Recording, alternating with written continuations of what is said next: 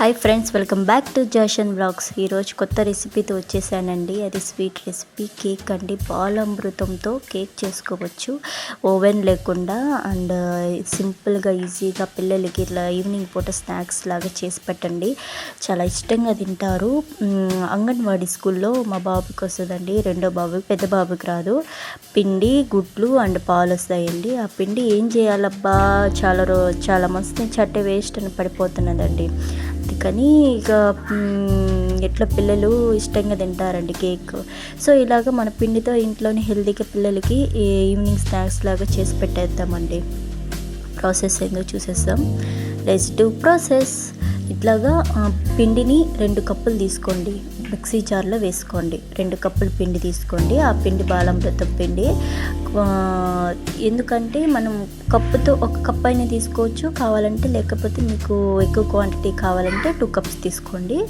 So ఇంట్లో 2 పిల్లలు ఉన్నారు కాబట్టి నేను 2 కప్స్ తీసుకున్నాను. అండ్ దాని తగ్గట్టు ఆల్రెడీ దాంట్లో షుగర్ ఉంటుంది కాబట్టి మనం దానికి 1/2 కప్పు, జస్ట్ 3/4 కప్పు షుగర్ తీసుకున్నాం. ఎక్కువ స్వీట్నెస్ ఉంటే పిల్లలకు కూడా జలుబు చేస్తుందని, సో ఆ స్వీట్నెస్ ఈ స్వీట్ కొంచెం సరిపోతుందండి. ఇది బాగా మెత్తటి మిక్సీ పట్టేసుకుందాం. మైదా పిండి ఎట్లా ఉంటుందండి, చాలా మెత్తగా, అసలు ఎక్కడ పలుకులు లేకుండా చాలా మెత్తగా మిక్సీ పట్టేసుకోవాలి. చూడండి, నేను చూపిస్తుందో చూడండి. ఇట్లా చేతికి అంటుకుంటే అసలు పలుకు తగలకూడదు అనమాట. ఇప్పుడు దాంట్లో ఒక ఎగ్ పగలగొట్టి వేసుకుందాం. ఒక ఎగ్ అండ్ 1/2 టీ స్పూన్ వచ్చి బేకింగ్ సోడా, ఇంట్లో వాడుకుంటాం కదండి వంట సోడా, అది వేసేసుకుందాము 1/2 టీ స్పూను. తర్వాత మీరు కావాలంటే నెయ్యితో అయినా చేసుకోవచ్చు, లేకపోతే ఆయిల్తో అయినా చేసుకోవచ్చు. నా దగ్గర ప్రజెంట్ నెయ్యి లేదు కాబట్టి ఆయిల్తో చేస్తున్నానండి. దానికి కూడా 3/4 కప్పు అండ్ ఆయిల్ తీసేసుకోండి. తర్వాత పాలండి, మెయిన్ పాలతోనండి చేసేది. వాటర్ అస్సలు వేయకూడదు. పాలు కొంచెం వేసుకుంటూ బాగా మిక్స్ చేసుకోవాలండి. 3/60 క్లాక్ డైరెక్షన్లో, ఒకే డైరెక్షన్లో మనం స్పూన్తో కానీ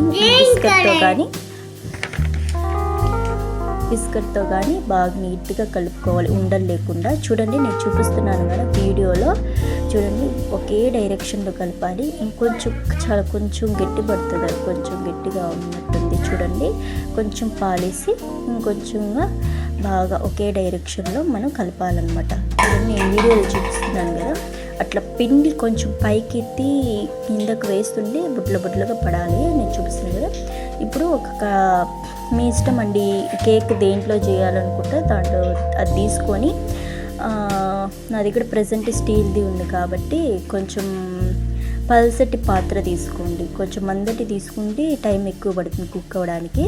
సో అది తీసుకుని దానికి ఆయిల్ బాగా అప్లై చేసేసుకొని పిండిని దాంట్లో ట్రాన్స్ఫర్ చేసేయండి. బాగా ట్యాప్ చేసేయండి. కింద ఎక్కడ అడుగు బొట్లుగా రాకుండా ట్యాప్ చేసేసారంటే సరిపోతుంది. నెక్స్ట్ నేను ఇడ్లీ పాత్రలో చేస్తున్నానండి. కుక్కర్లో నాకు సరిపోతుంది, నాది చిన్న కుక్కర్, అందుకని ఇడ్లీ పాత్రలో చేసేస్తాం. దాంట్లో చిన్న గిన్నె పెట్టేసుకొని మనం కేక్ బ్యాటర్ దాంట్లో పెట్టేసుకుని చూపించాను కదా వీడియోలో, అలాగండి. మొత్తము 45 మినిట్స్ పడుతుందండి అది కుక్ అవ్వడానికి. మీడియం ఫ్లేమ్లోనే పెట్టాలి, హై ఫ్లేమ్లో పెట్టకూడదు, చూసుకోండి. అండ్ చూడండి ఫ్లఫీగా ఎంత బాగా వచ్చిందో చూడండి. టచ్ చేస్తుంటే సాఫ్ట్గా జ్యూసీగా ఎంత బాగా వచ్చేసిందో. నైక్ పెట్టి కానీ, లేకపోతే ఒక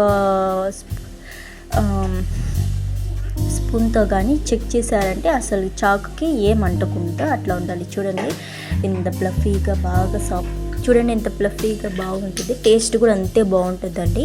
ట్రై చేయండి, ట్రస్ట్ మీ. నా ఛానల్ ఎవరైనా కొత్తగా చూస్తున్నట్లయితే సబ్స్క్రైబ్ చేయండి, లైక్ చేయండి, షేర్ చేయండి. Bye friends.